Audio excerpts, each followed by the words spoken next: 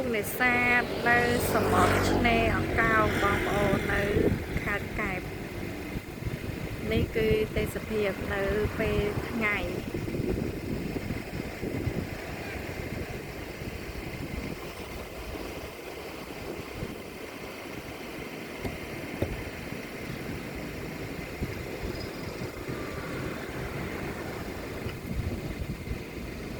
ស្មាននេះបជានេសាទគាត់